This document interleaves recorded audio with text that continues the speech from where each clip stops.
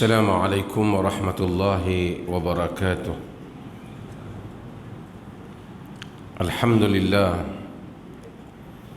نحمده ونستعينه ونستغفره ونعوذ بالله من شرور أنفسنا ومن سيئات أعمالنا.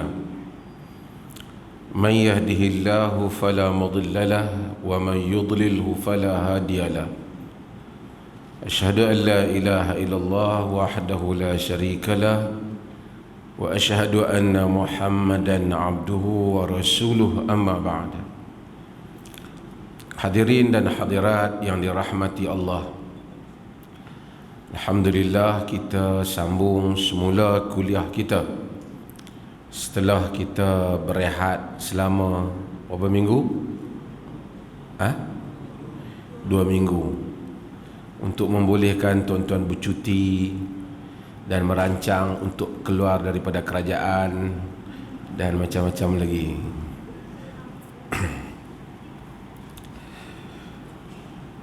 Hadirin dan hadirat yang dirahmati Allah, hadis yang berikutnya ialah hadis Abu Hurairah radhiyallahu an.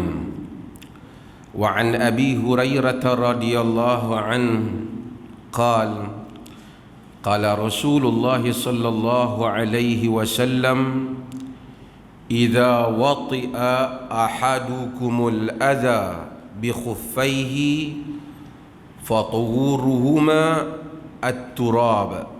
Rawahu Abu Dawud wa Sahih Ibn Hibban. Daripada Abu Hurairah radhiyallahu an bahawa Rasulullah sallallahu alaihi wasallam bersabda, idza wati'a ahadukumul adha. Nabi bersabda, semalam saya forum tentang bahasa ni. Sabda ni firman bahasa Parsi ni, kata sabda bahasa Sanskrit. Bahasa Melayu ni banyak kata bahasa apa? Bicara, tapi makna dia kata lah. Kalau orang kata Rasulullah berkata pun benarlah. Cuma di dalam kehalusan bahasa Melayu tu, Nabi dia kata bersabda, Tuhan berfirman, Raja bertitah, kita ni apa? Cakap. Kita bercakap, belah utara bersembang. Kan? Tu bahasa. Bahasa ni ada sejarah bahasa dia. Kadang-kadang sejarah bahasa tu kita tak tahu. Baru ni ada seorang ahli sastrawan bantah perkataan Sri Kandi sebagai Sri Kandi Islam. Dia kata tak betul lah, sebab Sri Kandi itu nama kepada Dewa Rama, Dewa Hindu. Pasal apa kita kata Sri Kandi pula, kan? Pasal asal bahasa tu kata. Tapi kadang-kadang ada bahasa yang telah dipindah ke dalam bahasa lain dengan maksud yang berbeza, di dalam konteks yang berbeza. Tak apalah, kita guna bahasa ni apa yang orang faham.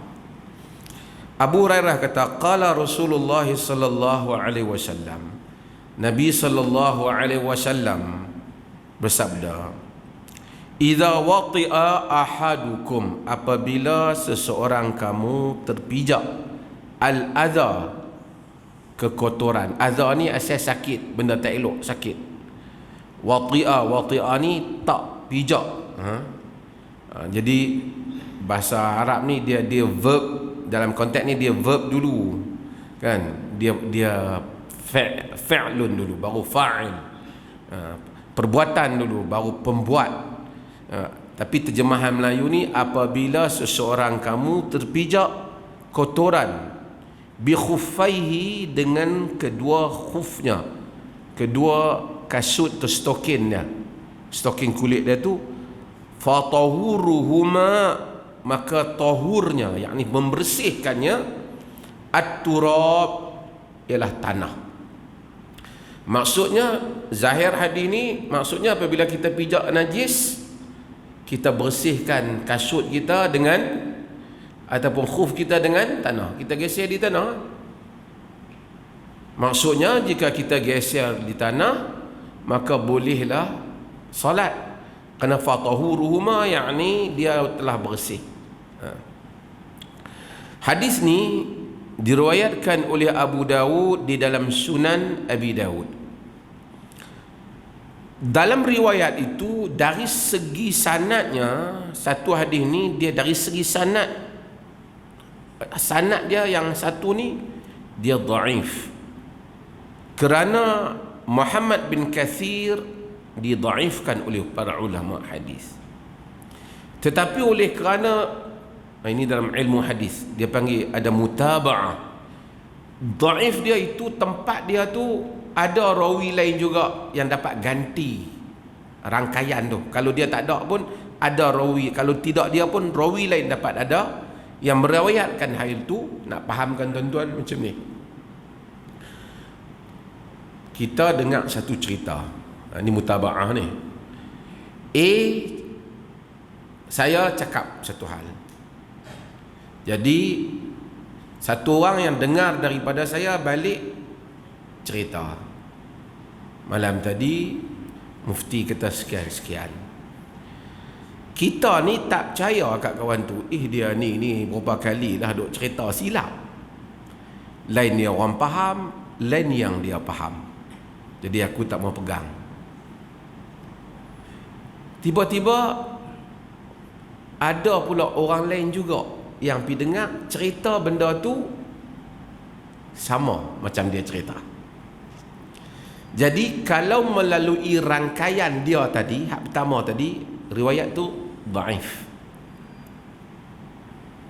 Namun oleh kerana ada orang lain juga yang dapat, kalau dia tu tak ada rangkaian lain juga yang tanpa dia ni pun cerita tu lebih kurang sama, maka dia menguatkan antara satu sama lain. Apatah lagi jika mari 2-3 orang sama, 5 orang hak balik tu dia kata betul, dia tu tak boleh pakai lah, tapi cerita tu betul, jadi terpakai balik dah. Tapi kalau dia tu pun bohong, cerita lain, lemah ingatan, cerita lain. Jadi kalau ada saluran lain yang boleh menyokong. Cumanya ulama-ulama hadis mereka berbincang jika macam mana jika semua tu tak boleh pakai. Bukan bohong, tak kuat ingatan. 5 orang ni ada rekod silap. Tapi 5 orang ni kita pergi tanya A, B, C, D, sama cerita dia. Kerana macam kalau dia nak, adakah nak mungkin dia tersilap yang sama? Ulama hadis bincang. Di kalangan mereka tidak menerima, dia kata bodoh.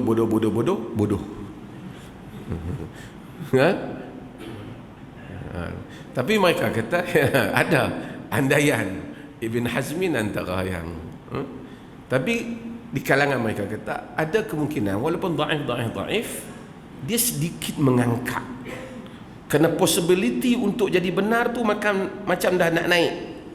Dan ini panjang perbincangan. Namun kalau ada satu jalan yang kuat ataupun hasan, satu jalan yang dhaif, yang dhaif itu dapat disokong oleh yang hasan. Faham tak?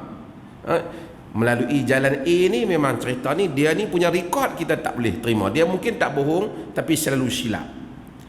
Tapi mari orang lain juga dengar daripada jalan itu cerita benda yang sama. Jadi kita kata riwayat itu sokong menyokong. Dia panggil yashuddu ba'duhu ba'da. Dia menyokong antara satu sama lain. Menyokong tu salah satu sokongan tu caranya ialah guru yang daripada Abu Hurairah pula banyak-banyak anak murid dia, walaupun mari ke bawah ni ada rawi yang lemah tapi buat cerita tu, tapi ada juga rawi yang kuat buat cerita yang sama. Walaupun kalau kita tengok pada rawi A, riwayat A lemah, tapi kalau kita tengok keseluruhan cerita jadi kuat sebab sokong menyokong. Itu maksud para ulama. Kadang-kadang apabila kita baca sesuatu hadis, hadis tu disebut sanaduhu dhaif, sanadnya dhaif, tidaklah semestinya hadis itu dhaif. Tak semesti. Kerana kemungkinan ada hadis yang sanadnya dhaif tapi hadis itu tak dhaif apabila dilihat pada sokong menyokong ataupun dilihat kepada syawahid, yakni dilihat pada hadis lain yang memberi makna yang sama. Ini panjanglah cerita. Tapi saya nak menyebut hadis ni kalau pada riwayat, pada sanad ini dhaif, tetapi sokong menyokong dia telah disahihkan oleh sebahagian besar para ulama.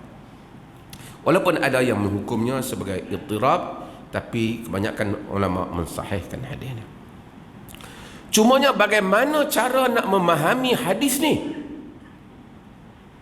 Kerana pada asasnya majoriti ulama berpegang najis dibersihkan dengan air. Yang ini dibersihkan dengan tanah. Maka di kalangan para ulama ada yang menyatakan yang ni kalau najis kering.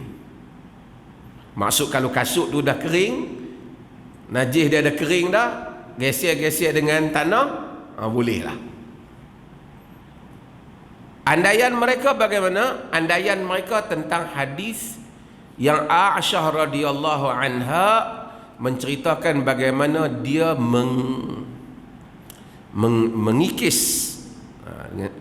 mengikis mani Nabi sallallahu alaihi wasallam yang ada pada baju baginda. Jadi ada kesan air mani Rasulullah sallallahu alaihi wasallam di pakaian baginda. Aisyah kata dia kikis dengan kukunya, kemudian dia renjiskan dengan air. Dia nampak masa Rasulullah nak pergi solat tu nampak kesan itu. Dia kata macam tu pasal mani tu kering. Bila kering boleh. Jadi dia kiaskan dengan hadis ni. Ini antara pendapat di dalam mazhab Imam Syafi'i rahimahullahu taala. Namun pendapat ini agak sukar. Kerana di dalam hadis, di sana ada hadis yang bukan kering. Hadis Abu Daud dan hadis yang diriwayatkan oleh Imam Tirmizi daripada Ummu Salamah, dia menceritakan, Ummu Salamah kata, inni mura'atun utilu zaili, aku satu orang perempuan yang bajuku labuh. Pakai baju ni macam perempuan kita ni, labuh baju dia. Jadi wa amshi fi makanil qadr, aku berjalan di tempat-tempat yang kotor. Bukan dia nak berjalan tempat kotor, kan berjalan kat tepi-tepi rumah orang zaman dulu. Rumah sistem dulu pun bukan tepi rumah orang, dia berjalan. Kadang-kadang langgar najis, kadang-kadang ada najis binatang dan seumpamanya. Dia tanya Nabi SAW. Nabi SAW kata, yutahhiruhu ma ba'dahu, membersihkan kain itu apa yang selepasnya. Maksud bila dia berjalan, yang selepasnya tu, tanah yang selepasnya tu duk, terutama negeri Arab kan, pasir tu duk kena dia terhakis najis itu. Itu jawapan Nabi SAW.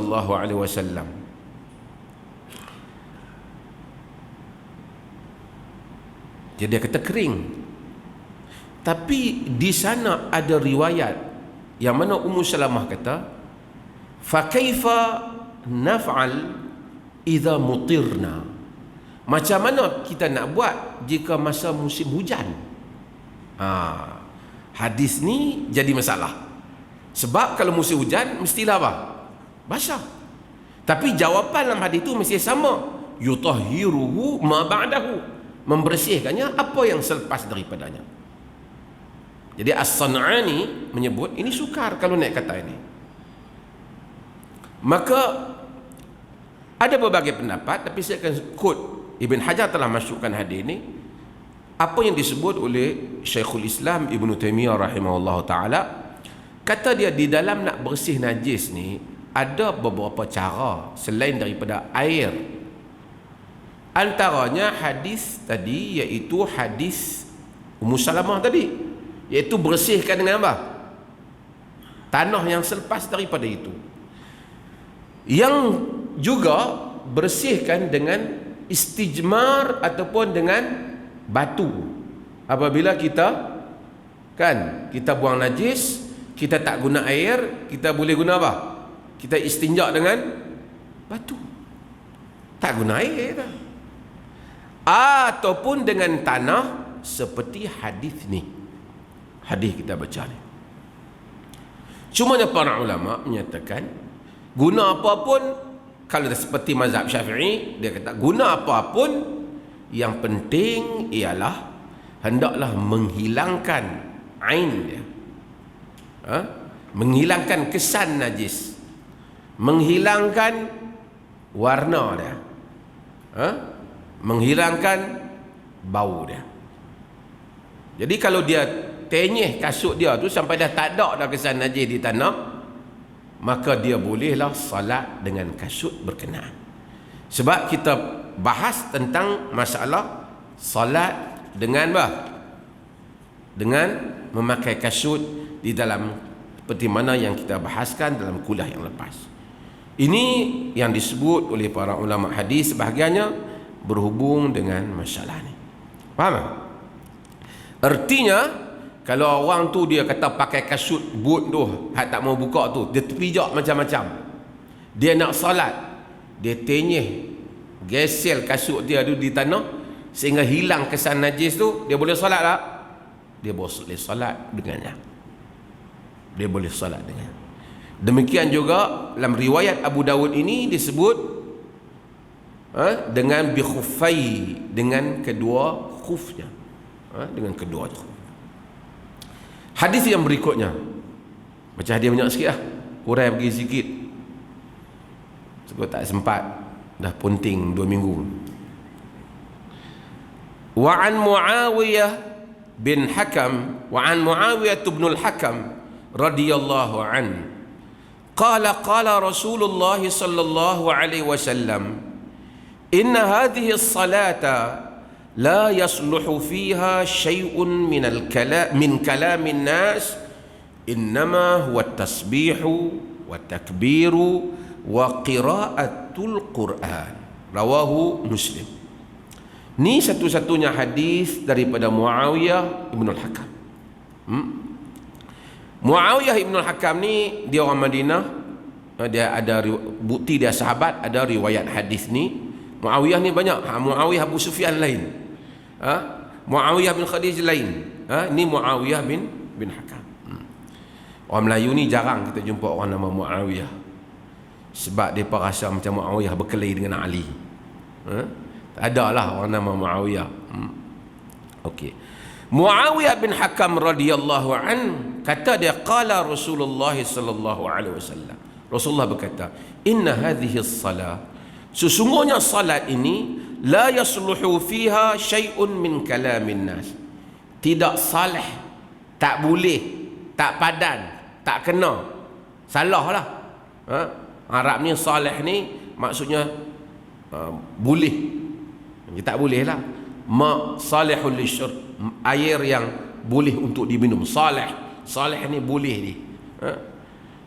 Tidak boleh padanya daripada kalam manusia, hanya padanya tasbih, takbir dan qiraatul Quran.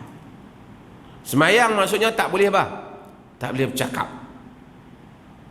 Ya ada apa? Tasbih apa? Subhanallah. Takbir apa?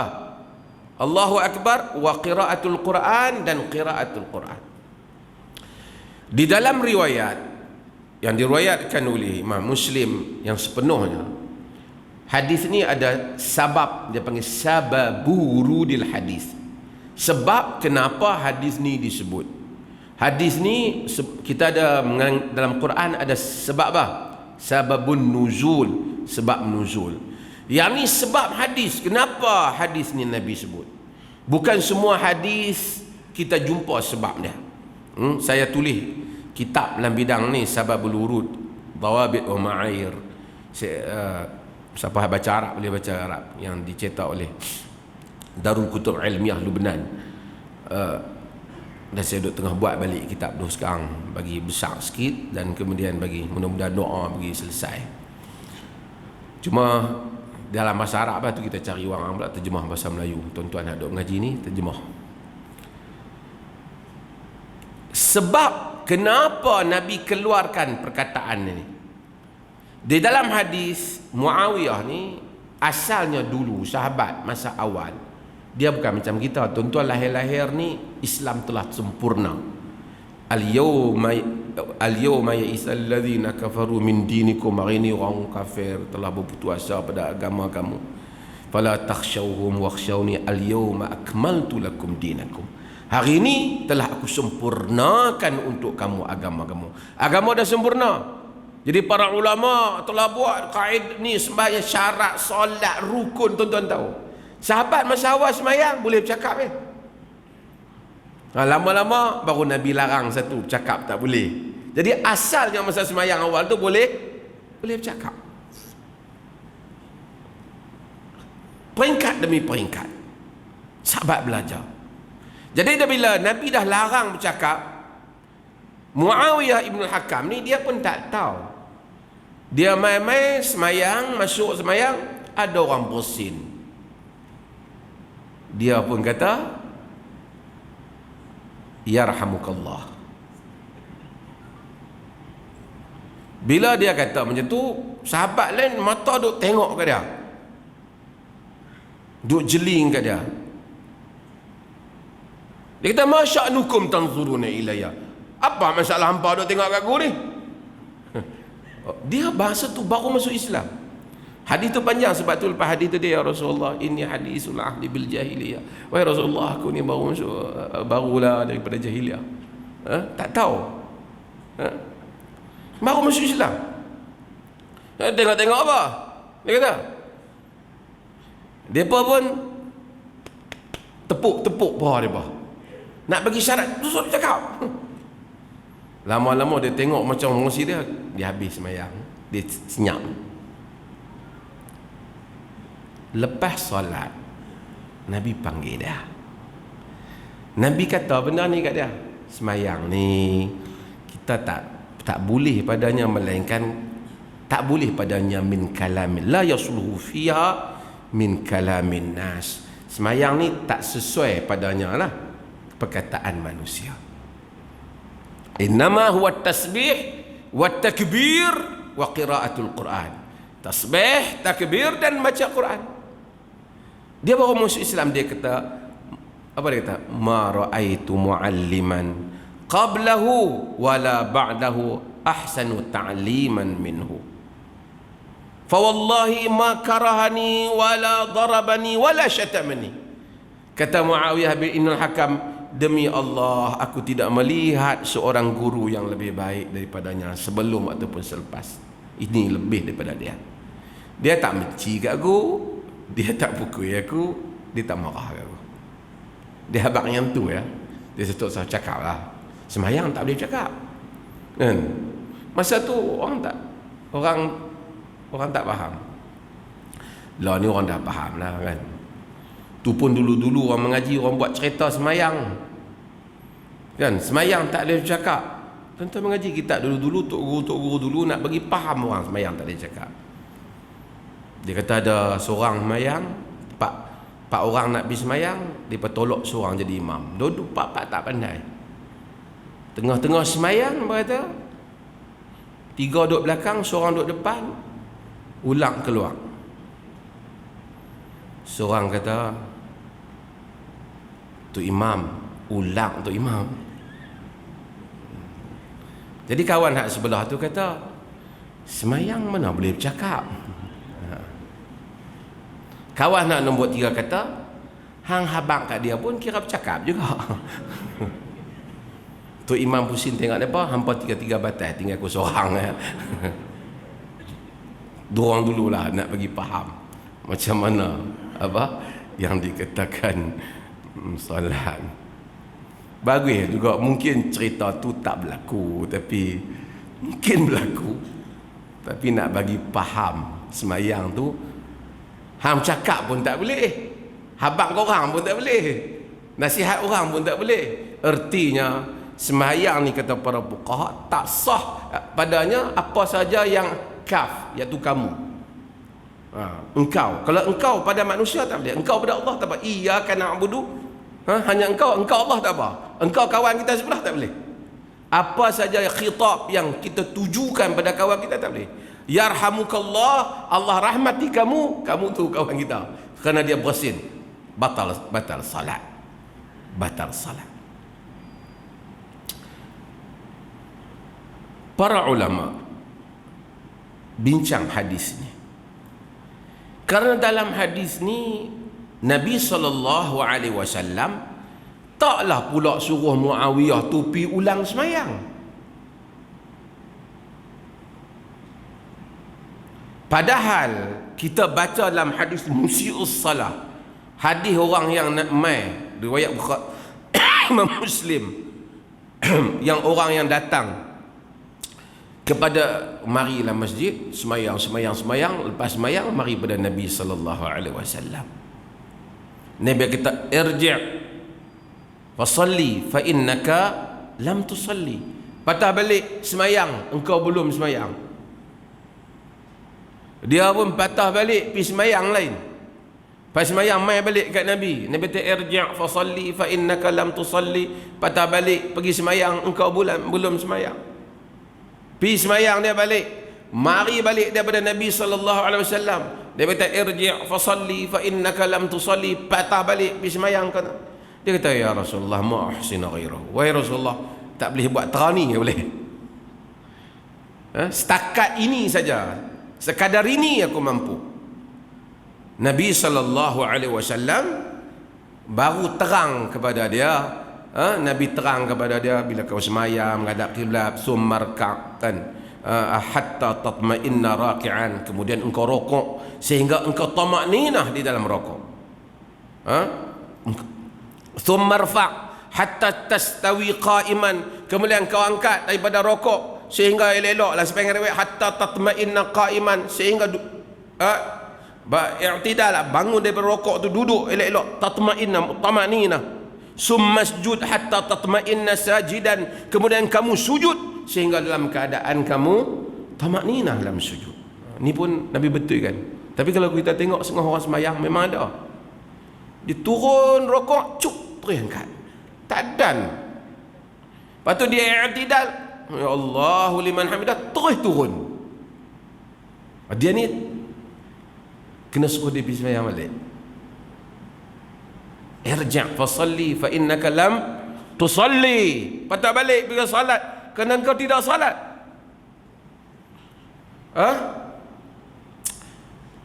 Para ulama cuba nak faham pasal apa yang dia tadi ni kena patah balik semayang, yang Muawiyah bin Ibnul Hakam ni tak kena pula patah balik, sedangkan dia cakap. Berbagai-bagai andaian para ulama buat. Antaranya mereka menyatakan bahawasanya yang kawan tadi ni dia meninggalkan yang wajib, tamakninah. Muawiyah ni dia tak tinggal benda yang wajib, cuma dia buat yang salah. Satu. Kemudian mereka menyatakan bahawasanya asalnya kena buat rukun tu, tamakninah apa semua tu. Kawan had Nabi suruh ulang balik. Sementara Muawiyah ni asalnya memang tak larang bercakap, baru larang. Jadi dia baru tahu. Dia baru tahu. Dan syariat ini tidak dikenakan kepada orang-orang yang tak tahu. Bila dia tahu baru dia kena. Kemudian benda ni dia baca sebab apa? Kenapa? Kena syariat ni macam itulah. Nabi SAW kata, innallaha tajawaza an ummati al-khata'u wa nisyan wa mastukrihu alaih. Allah ni maaf umatku silap, lupa dan apa yang dipaksa padanya. Riwayat Ibn Majah. Ha? Allah maaf. Allah ni bukan saja maaf, dia suruh kita, dia ajak kita minta maaf. Macam mana kalau silap? Kan? Rabbana la tu'akhidna in nasina au akhtana. Wahai Tuhan kami, jangan ambil tindakan pada kami jika kami ini tersilap dan kami terlupa. Kenapa Nabi duk suruh kita baca ayat tu? Kerana kita manusia sentiasa silap dan lupa. Maka kita pun, Tuhan bukan saja dia nak maafkan, dia ajak lagi kita macam mana cara bila buat silap dan terlupa. Itulah keluasan samahatuddin, keluasan kemaafan agama, keluasan agama. Hatta tadi dalam hukum hakam syarak, agama itu tasamuh. Kaki kotor, ada najis, nak cabut, nak basuh kasut. Sekarang tak apalah kita semayang di masjid, kita cabut kasut. Tentera, orang jadi askar, polis, orang yang pakai kasut yang kuat. Bukan senang mereka. Kalau habak nak cabut kasut tu pula, kena duk pergi jurih kasut tu pula, duk kena beruih dia pula. Banyak kerja. Sama agama, kelonggaran yang agama bagikan. Dan agama kata dia memaafkan. Kita manusia, sebahagian manusia, dia condong kepada fiqh yang payah. Dia rasa lagi bagi payah tu, yang itulah agama, hak tu yang bagus. Kena bagi tahu fatwa-fatwa yang payah. Dalam adab berfatwa, para ulama menyebut seseorang ahli fatwa, untuk orang dia bagi hak mudah.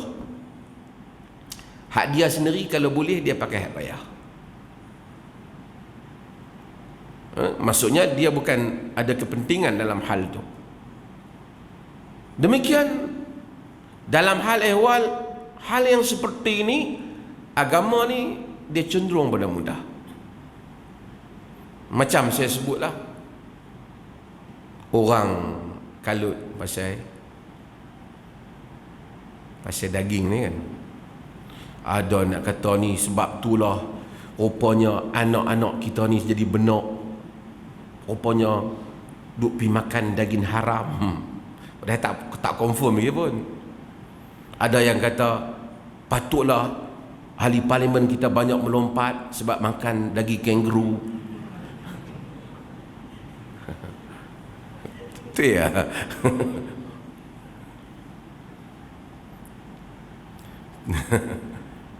Tapi yang pentingnya ialah agama ni dia tak suruh kita tatabbu' kepada susah. Bukan kata tak penting halal, cop halal tu penting dalam konteks pentadbiran, tapi kehidupan ni macam hadis yang saya sebut, yang riwayat Bukhari. Bila orang Nabi kata, ya Rasulullah, sahabat kata, ya Rasulullah, inna hahuna aqwaman hadithu ahdihim bisyirk. Wahai Rasulullah, di Madinah ni ada orang yang baru je masuk Islam, baru lepas syirik, baru masuk Islam. Fayatuna bil luhman la nadri adzakaru smallah alaiha am la. Bawa mai daging, kita pun tak tahu bismillah ada, sebut nama Allah ada. Afanaqulu minha, bolehkah kita makan? Apa Nabi kata?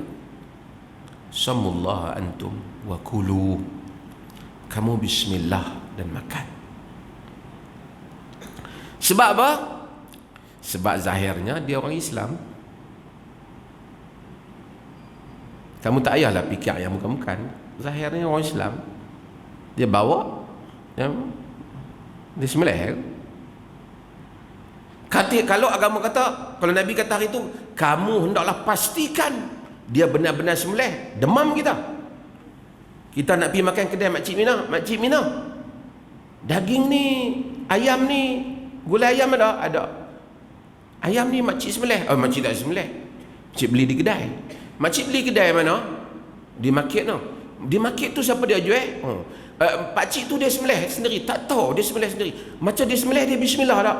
Saat makcik nak telefon dia, Assalamualaikum pakcik, masa hang sembelih bismillah. Oh, ayam hak mana? Tak besar ke kecil? Aku tak ingat ni.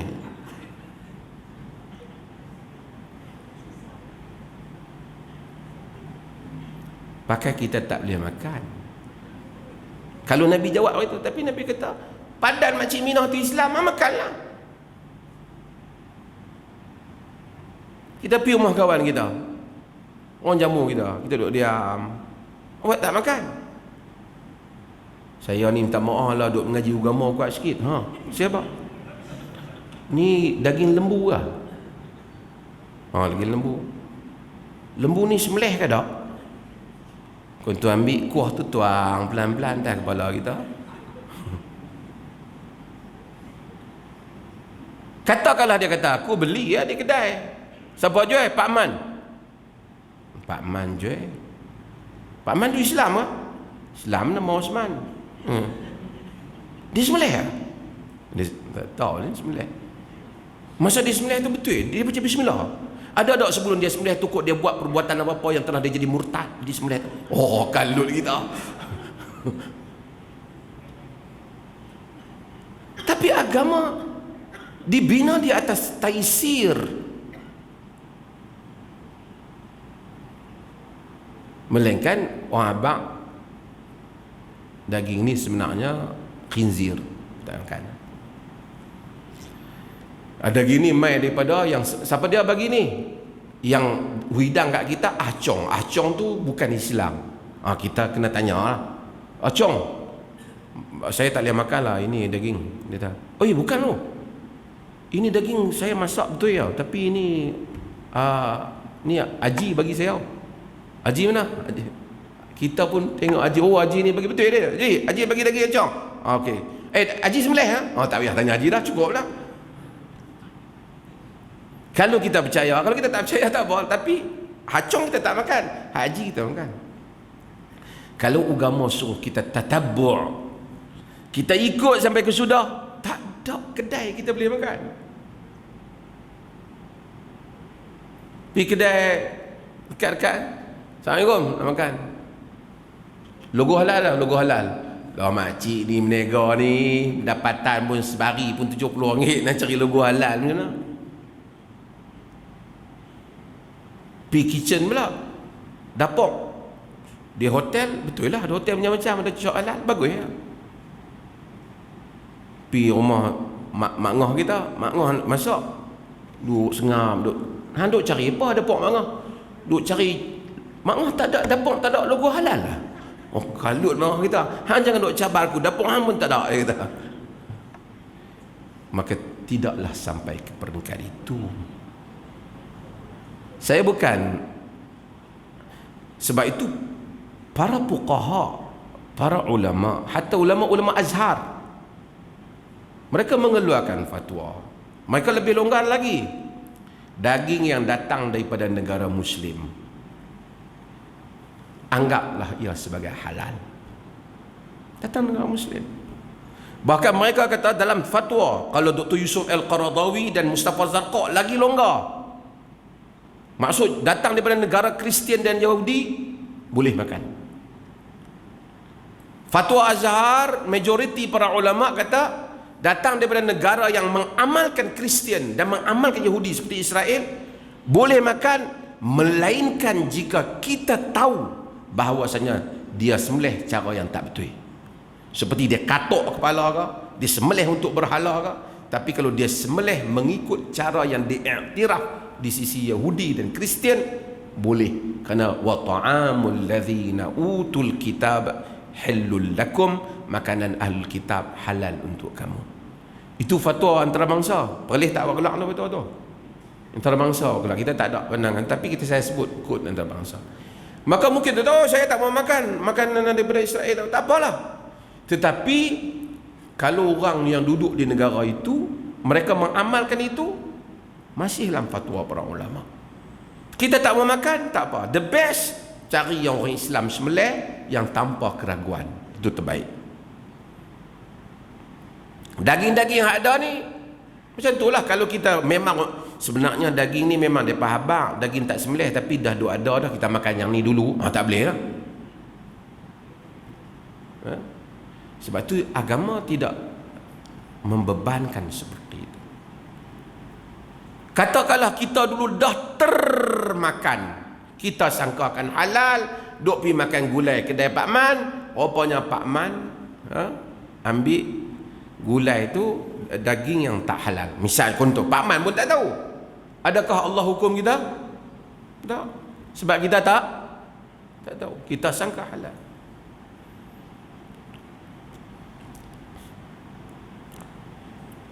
Saya semalam panggil sembang dengan syarikat-syarikat daging ni, nak tahu apa cerita. Ni pun satu hal juga. Memang mungkin ada yang haram. Sebab apa? Syarikat-syarikat ni, ini kelemahan orang Islam sendiri. Apabila orang Islam ni, kita tak kuasai pasaran daging ni, makanan kita. Tapi syarikat-syarikat utama yang buat masuk ni, semua tokek utama dia bukan Muslim. Bukan Muslim. Jadi benda duduk di tangan orang. Kelemahan kita.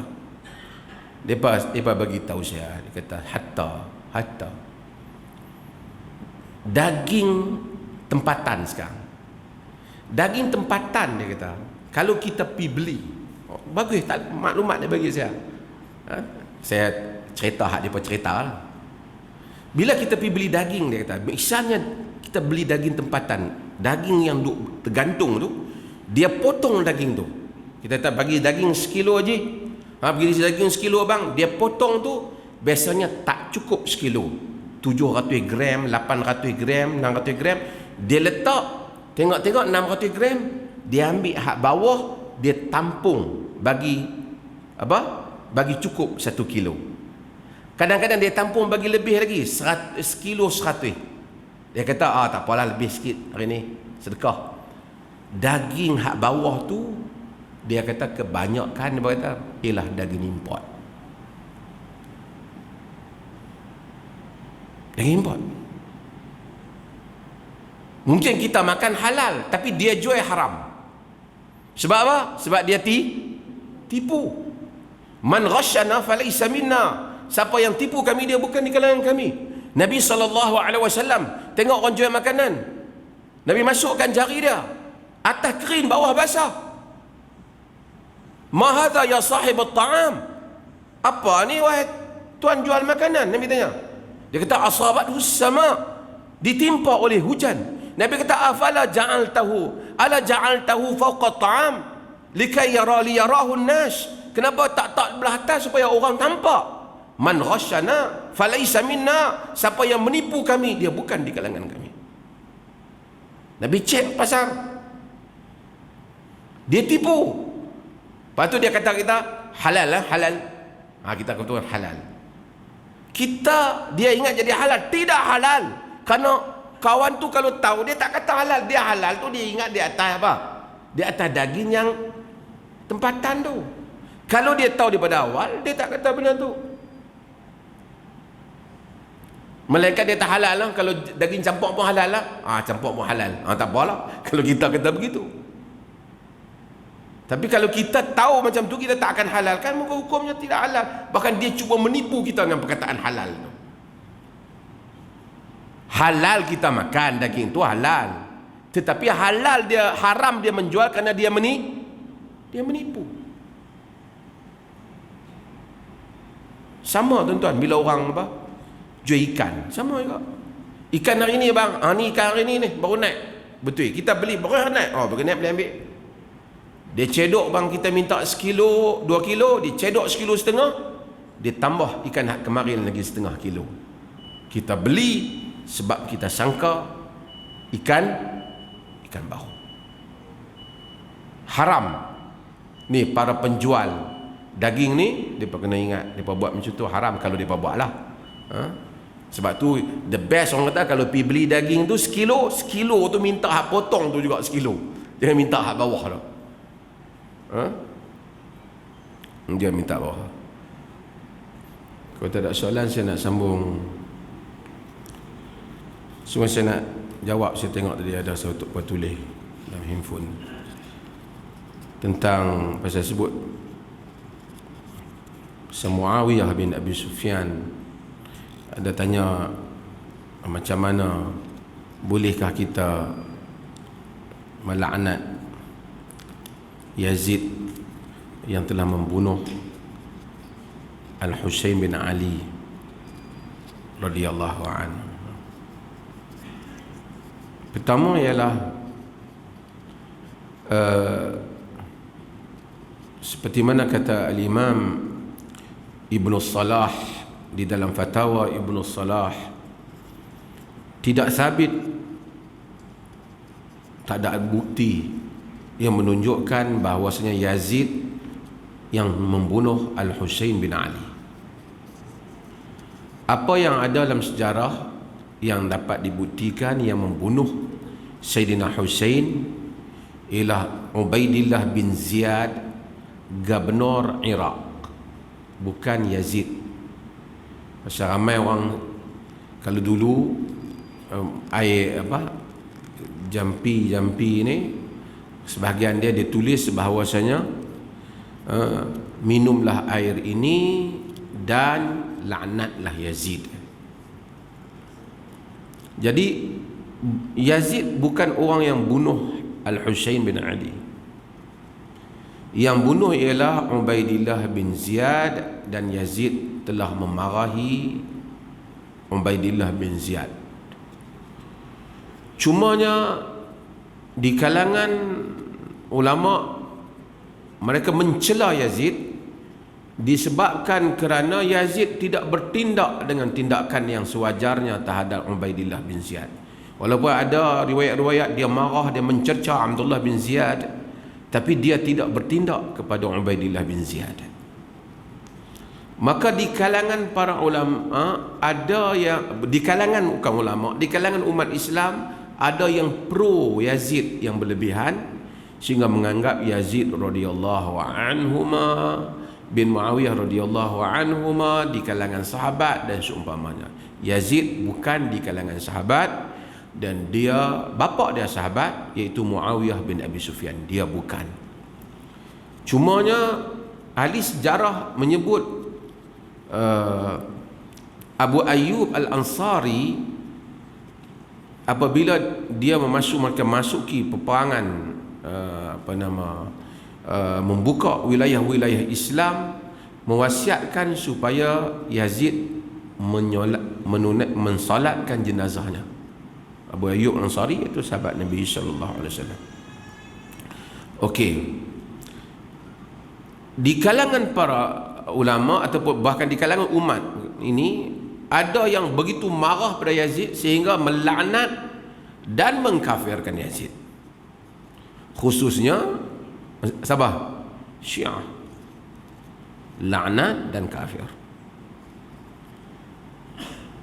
Di kalangan para ulama seperti Ibnu Salah, Ibnu Taimiyah rahimahullah taala, mereka menyatakan bahawasanya kita tak ada bukti Yazid buat ke apa, kita tak boleh untuk pergi laknat dia.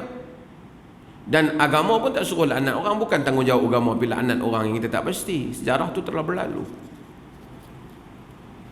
So apa pendirian kita? Wallahu alam. Saya kata kalau Yazid itu seperti yang dicerita oleh sebahagian sejarah, apa yang dibuat di Madinah dan tindakan-tindakan di bawah pemerintahannya seperti itu memang benar, dia memang seorang yang fasik dan jahat. Walaupun dia tidak ada bukti dia bunuh Husain, tapi ada kisah-kisah lain dia. Tapi kalau dia tak buat benda tu, maka dia tak boleh dituduh lah. Dan kita nak tuduh orang mesti ada bukti. Kita benda tak berlaku. Macam-macam riwayat yang cerita tentang dia, kata dia buat, ada yang kata dia tak buat. Mukhtar Al-Thaqafi dia bangkit untuk menentang Yazid, dan dia telah mengajak Muhammad bin Hanafiyah yang merupakan anak Ali bin Abi Talib supaya apa? Menentang Yazid. Dia kata, pasal apa? Dia kata kerana Yazid minum arak. Dia kata Yazid minum arak. Hang tengok dia minum arak. Kalau hang tengok, hang kena bagi saksi untuk kita tuduh dia, hukum dia. Kalau aku tak tengok, kemudian kalau engkau tengok, pasal apa engkau tak cegah dia, kemudian ajak aku perang dengan dia? Dan begitulah tindakan kita pada para pemerintah ini dalam hal-hal peribadi. Dosa pemerintah ini selalu saya sebut. Dosa pemerintah yang peribadi yang kita tak nampak, kita tak hukum. Tapi kezaliman dia pada rakyat, salah hukum itu kita tentang kesalahan itu. Sebab tu kadang-kadang orang kita dia suka bangkitkan benda-benda yang sampingan, yang membabitkan soal diri pemerintah dengan Tuhan. Kalau lagi pemerintah dengan Tuhan, saya ambil contohlah apa sajalah. Pemerintah tu menteri ke apa ke, tak pakai tudung ke apa, itu tak betul, tapi itu urusan dia dengan Tuhan. Kita nak nasihat dia terus. Ia bukan tajuk perbincangan dalam politik. Tapi kalau dia ambil rasuah, dia salah gunakan harta negara, dia kejam pada rakyat, itu kita bantah dia, kerana itu membabitkan hak-hak orang lain. Ini adalah perkara-perkara yang disebut. Saya respon pada dihantar teks tentang Yazid bin Muawiyah, bapaknya radhiyallahu anhu. Wa sallallahu ala nabiyyina Muhammad walhamdulillahi rabbil alamin. Tunggu saat kita ada satu majlis penyerahan borang-borang keahlian parti apa? Bukan, borang kursus masjid kita. Sijil kursus masjid khusus masa baru ni. Untuk kursus apa, sila saya jemput saudara Faiz Idrus, ahli jawatankuasa Masjid Alwi ni. Tuan-tuan, sebelum tu Masjid Alwi ni, tuan-tuan dok mai, ada cadangan, ada apa, kita ada Pak Ya, kita ada pimpinan muda ni, bagi idea kepada orang apa yang patut lagi kita buat di masjid ni, dan mudah-mudahan apa yang kita rasa sesuai kita akan dapat laksanakan. Terima kasih. Bismillahirrahmanirrahim. Assalamualaikum.